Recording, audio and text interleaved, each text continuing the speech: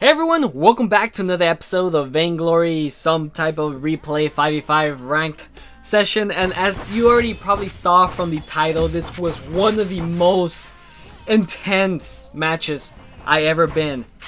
And it brought me to Vainglorious, back to Vainglorious. If you don't know already, I have like 5 accounts.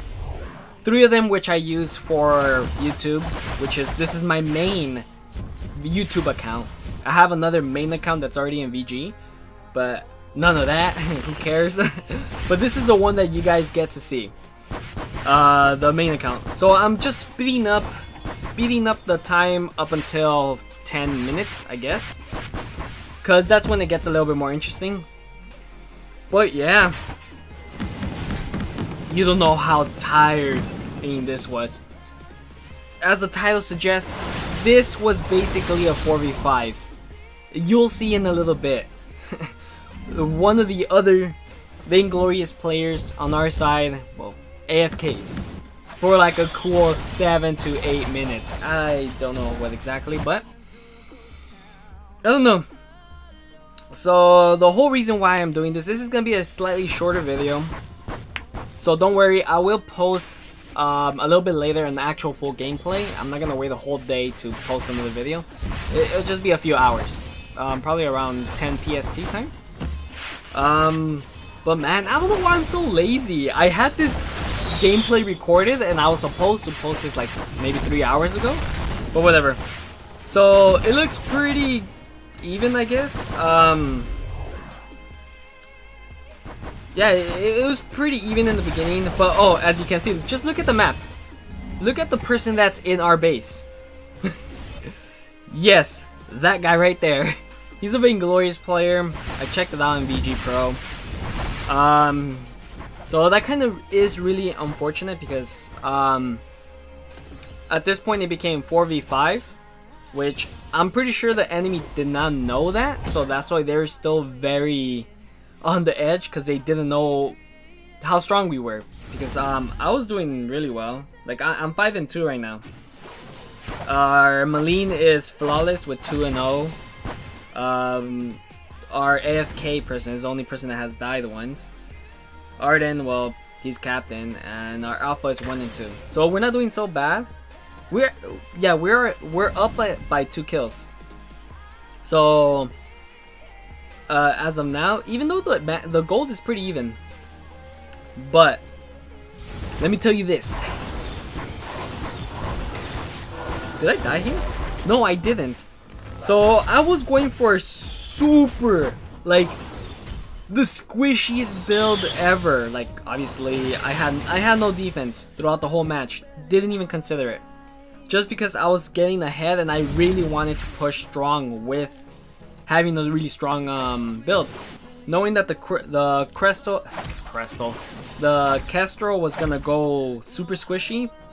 Well, really looking back into this, I remember that most of the Vox, the Saw, the Kestrel, they were all pretty squishy, and Black Feather didn't have any defense for me.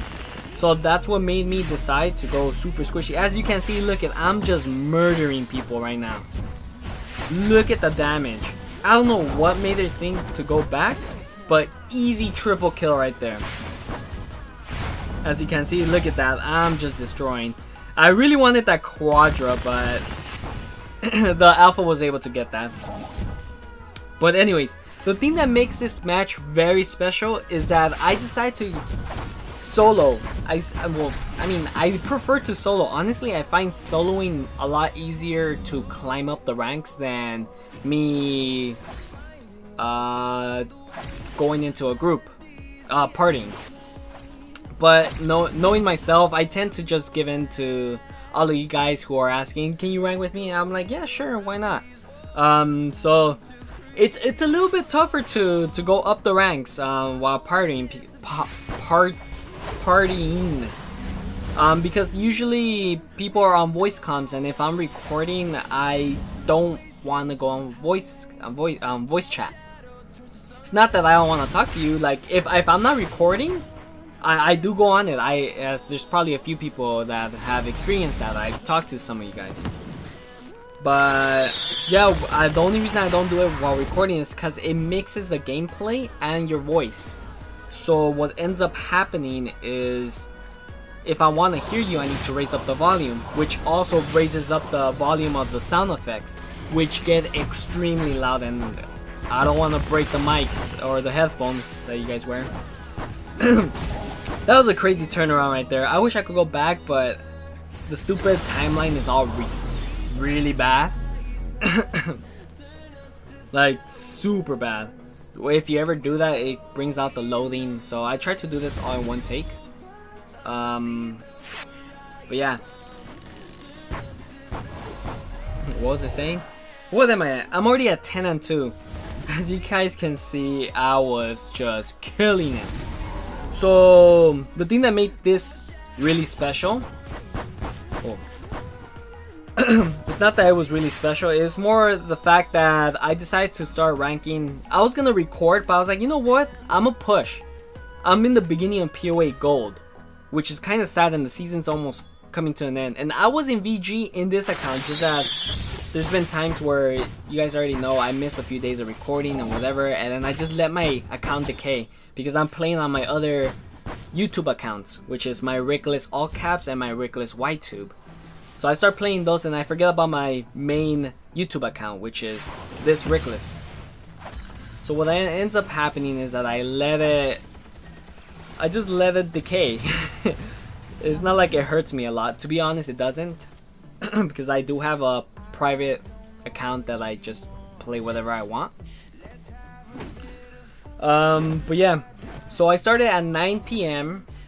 and I finished around 3 a.m. Well, at 3 a.m. I decided to take a nap. I had like 7 or 8 matches in a row, which surprisingly I won every single one. I don't know, it was so great for me. Like, it was the easiest ranking session. And then once I went to sleep, I fell asleep without putting any covers on, and I woke up cold, like around 7 a.m. And well, around 7 a.m. when I woke up, I said, you know what, let's just finish this. Let's get to VG. I played 4 more times. Victory, victory, victory, and this is my last match. I was at 2398, I believe, 2 points away from Vainglorious. And this is around the time that our Idris actually came back. So I was just fighting to hold on this streak where I was just winning and trying to get to Vainglorious. So now that Idris came, I'm like, oh, even though he's super behind, we could still use the help. And I was like, look at this. Okay, I didn't kill. But just look at the damage I was doing to the enemy. At the other side of the world, Saw died. But yeah, it was freaking crazy. So now that Idris came, it made it feel a lot more secure that we're gonna get the victory. So at this point, I'm at 14 and 4. I've been actually messing around with some builds with Gwen, and I realized that I'm actually enjoying Gwen going Sour Blade, Trigger Tornado, then Breaking Point, and then for my last item, Monocle. If I feel like I'm doing fine with just being squishy, then I will go for a second Monocle. So that's a 5 offensive item. But I have to obviously be careful. And look at me, I'm hungry for these kills.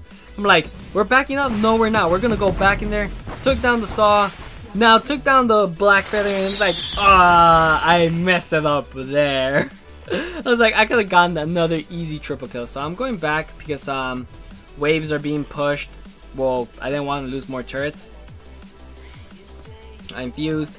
Maline's going for that, so I said, you know what? I'm just gonna go through our jungle. Or what am I doing? I'm pretty sure I went to the jungle. Yeah, I'm going towards the jungle, and then I'm pretty sure I go for the weapon buff. But yeah, I was super hungry on this match, just because of how ahead I was, like, of everyone. Come on, screen, move towards me. There we go. So I'm right here, as usual, just being super hungry, and I died instantly because I am a super squishy person. But I did take out the Kestrel, which is usually the biggest problem. And yeah, they're just turning it around. Without Kestrel, they can't do much. Well, I mean, the enemies almost couldn't do much throughout the whole match. They could have done something if they knew our Idris was AFK. He was AFK from 9 minutes all the way to 17 minutes, I believe. Which is like 8 minutes, like almost throughout the whole match. That we could have died. We could have, my allies could have quit before the 15-minute mark. Right. You're gonna need to go back and rewind it because I can't rewind it now because it's all pre-recorded. But I was like chasing Saw and I predicted that he was in that bush. I just threw my ult and he was in there, which was very satisfying. Even though I did not kill him, it was just super satisfying. So it looks like the match is about to end. I think this, yeah, I'm like right here. I'm just gonna attack the stupid crystal. No, end the game, end the game, end the game. I don't want to die. I'm 18 and 5, which is a really good ratio, I guess. It's just like 3 point something. And well, I died, but the crystal already finished. So yeah, this was, I think, my 12th match. I lost once, I'm pretty sure, in my marathon of gaining elo. I gained like 100 and something elo in one night to hit Vainglorious. I'm pretty sure I go to my Vainglorious thingy right now. But those are the builds. I was going super squishy. Those 4 first offensive items are usually the same order that I always go now. I tried a few other builds because I used Gwen, Glaive, and Vox for the session. I had 3 matches with Vox, 4 matches with Glaive, and the rest were Gwen, which was like 6 matches. I don't think the math makes sense because I think I said I played 12 times. I honestly don't know. You could check VG Pro. But there you go. I hit Vainglorious on this account.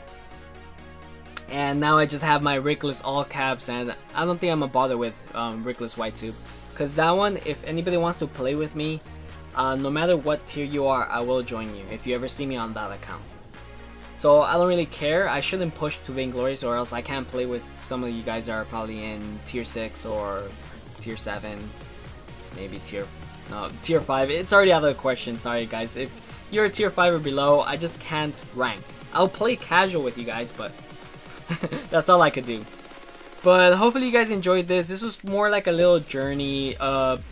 You guys are my diary at this point. I love you guys, and that's why I'm sharing my experience of how I actually play when I'm not recording. This is how I actually play. I play a lot squishier. I put scout camps a lot more, and I rotate a lot better when I'm not recording. I distract myself when I talk to you guys a lot. So yeah, as you guys saw in the last Gwen episode, I died because I was talking to you guys. I went like this to relax, and I got sniped on the bush. If I was not recording, I would have been like this at all times, and I would have moved out of the way. That's just me. I'm telling you guys, I play a lot better when I don't record, because I know a lot of people, there's been times where people like commenting like, why aren't you playing scout camps? Why are you trash? Why are you playing, doing this, doing that bad? Well, there is a big difference between me playing on my free time and me playing to record and talk to you guys. Like when I play to record and talk to you guys, I'm basing my choices of who to use by who I haven't played. I don't play my mains just because they're my mains. Well, I do sometimes, but hardly ever. I'm usually always rotating heroes so you guys could see a variety of heroes, and I don't get to practice like my mains at all. Like Gwen, if it wasn't for yesterday's video, I haven't used Gwen in 3 weeks. And she's my main. Like seriously, what the heck? But I got to use her like 7 times, and I already found a build that I really like. Screw bone saw, screw tension bow, just sucks on this patch. But yeah, hopefully you guys enjoyed this, and I'll post another video maybe in 7 hours or so. I'm gonna take a break, clean up my room, and do some things that I need to do before I start recording another video on, I don't know, maybe Baptiste. I've seen some people that want to see Baptiste, or maybe a Glaive episode. I haven't done Glaive, and he's really good in this patch. Like, seriously, in this little session, I also found a good build that I like for Glaive. So hopefully you guys enjoyed this video, and I hope to see you on the next one. Later, guys.